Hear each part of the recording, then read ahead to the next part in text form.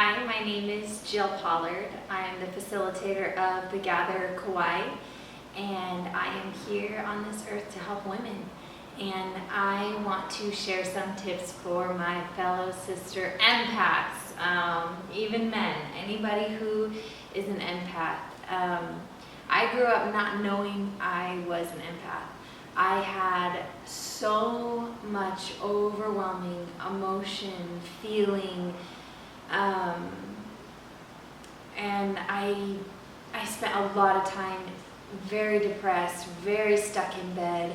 I was like a social butterfly on the outside and had so much like happiness when I was in social situations, but I was so hard on myself behind the door, right? Like behind closed doors. I was very sad all the time. And I had no idea that so much of what I was going through wasn't even my own. Like a lot of what we go through as empaths, we are reading other people's energy and not knowing it and then taking it on.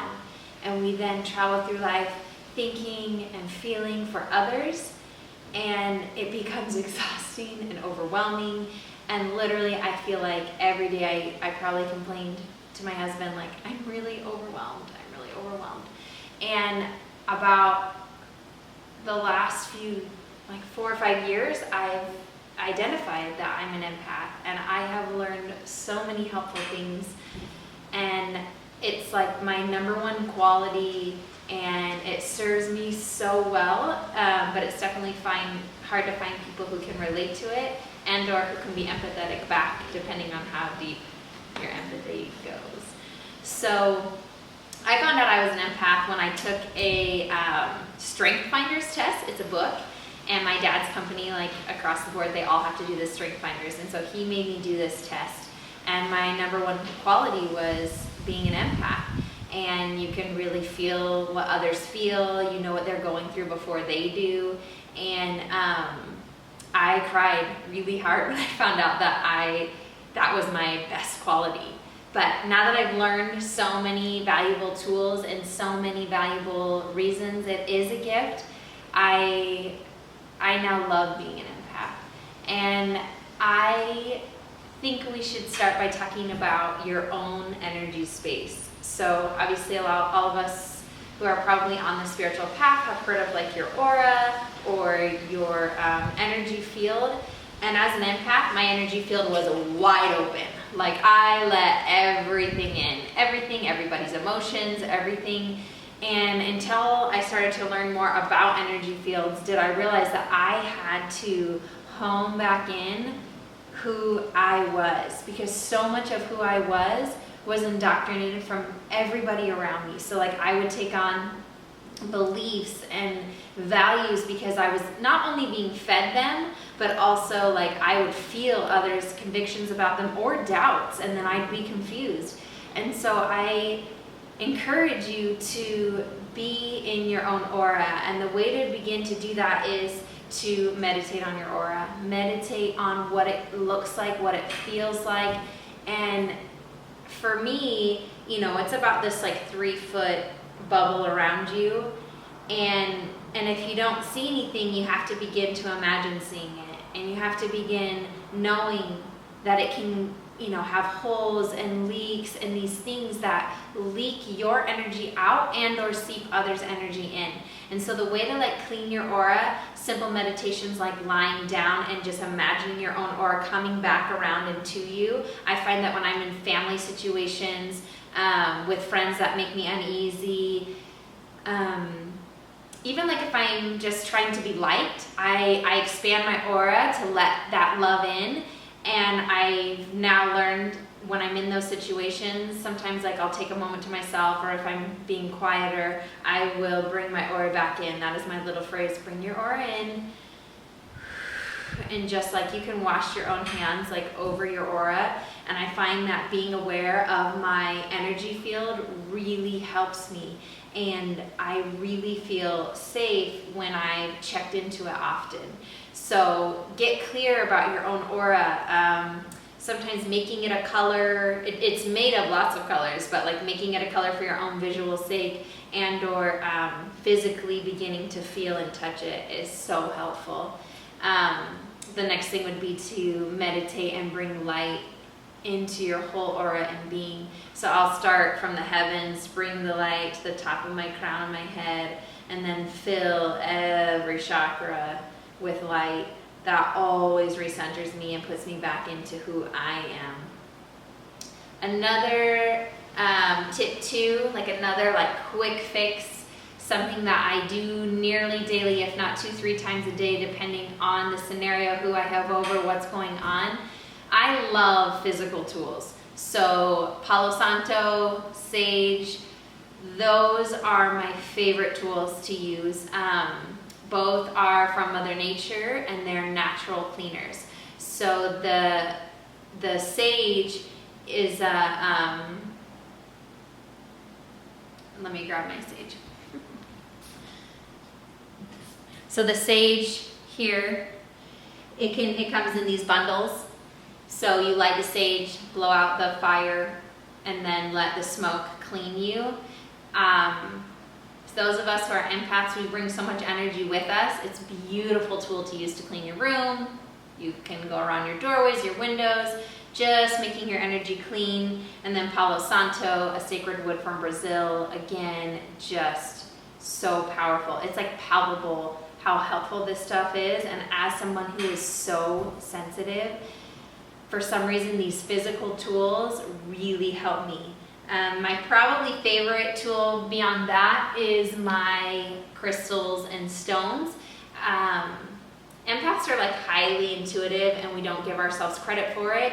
And we know usually what everyone else needs. And so part of being a true empath and being able to use your gift is loving yourself. And we'll go through probably another video on self-love because that is my main message. But for an empath, I highly recommend that you intuitively pick your stones. So if you go to a gem store, if you have your own basket already, just intuitively closing your eyes. What stone do I need right now? Whatever you're drawn to, take and just hold, carry in your pocket, carry in your purse all day, and just watch it shift you.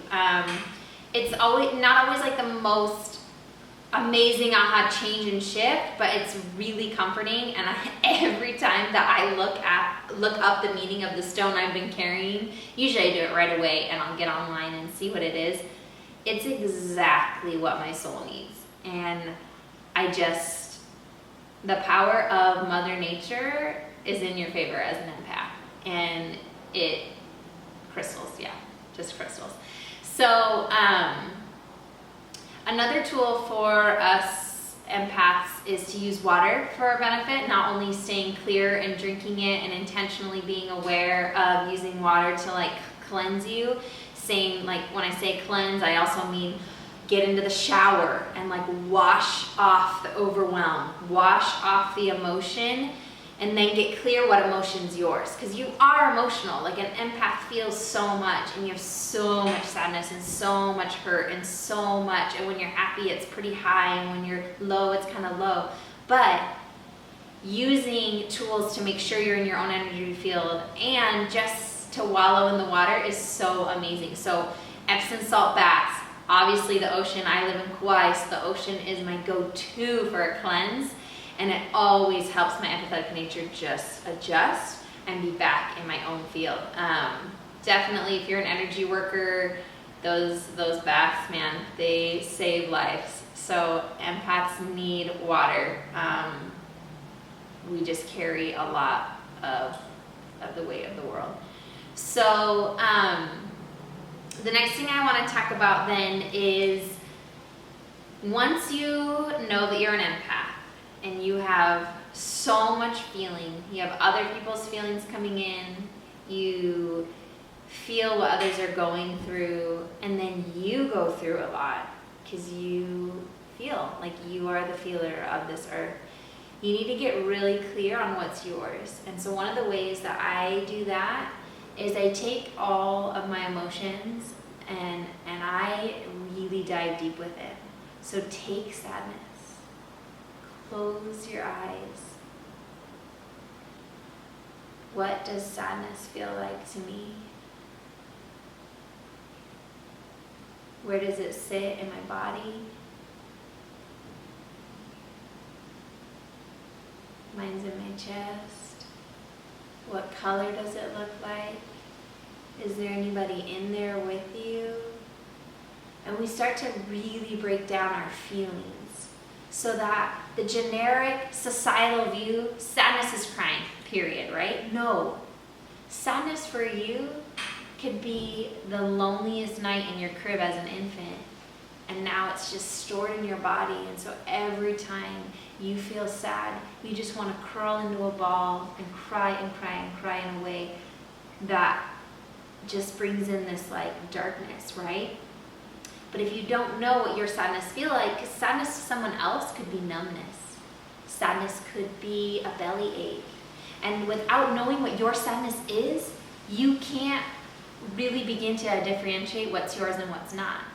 And so if you come home, like you're with a friend, she's telling you something really sad, and you're feeling sad, and you're thinking like, oh, I'm feeling so sad for her, you can check into that. You can ask your body so many beautiful questions. Is this mine?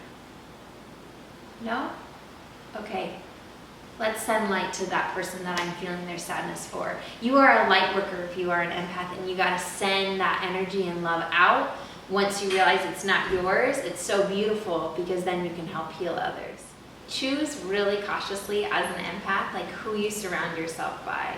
As you become more aware, you really need to be careful what vibrations you spend your time around. And so somebody who speaks negatively, who just makes you feel low, or you question yourself. Like a lot of times as an empath, you don't value yourself and you don't love yourself.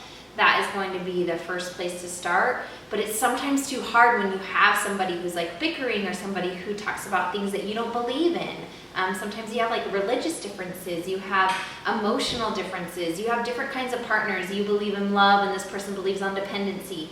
So be very discerning and cautious about who you spend your time around, and you'll see that you'll be able to feel so much lighter.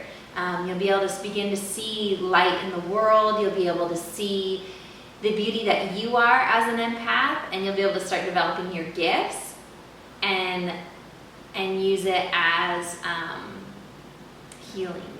So the last thing that I would say for an empath is you need to have more joy in your life. And the fastest, most effective way to have joy is to do more of what you love. And learning to know what you love can be really hard, because so many of us empaths were dependent on others for love. We were dependent on our parents, our lovers, and we don't even know where to start because we don't even know who we are, because our emotions have never been our own, and it's too much of our own and not enough. So it feels crazy. And so you need to start being discerning on what you love, and start small. What's something I can do today that my body needs, that my heart wants? Okay, I want to go get a juice. I'm going to go get a juice. Okay, today it's I want to dance. For me, I get so much joy and happiness from dancing. In fact, dancing is one of the fastest ways for me to get through an emotion. I will take an emotion and I will embody it. I will thrash, throw, love, swoon, sensual. Like, there's so much healing and movement for an empath that dance is something that brings me like so much happiness and joy. So find what you love, do more of what you love, and all of those things are going to help you. To all my empaths, I love you. I pray for you every day because it is work. If you want to catch more of The Gatherer, join me on my Instagram at The Gatherer Kauai. I post very personal, vulnerable things there. I share tips on self-worth and self-love. I host workshops, full moon gatherings, and soon retreats. So tune into my YouTube channel as often as I'm posting. I'll keep you guys updated, and if you have any questions or need to contact me, you can email thegathererkauai@gmail.com. Thank you so much for being here. Shining, shining, shining, shining, yeah. Your sensitivity is such a gift. I have to go take this out of the oven.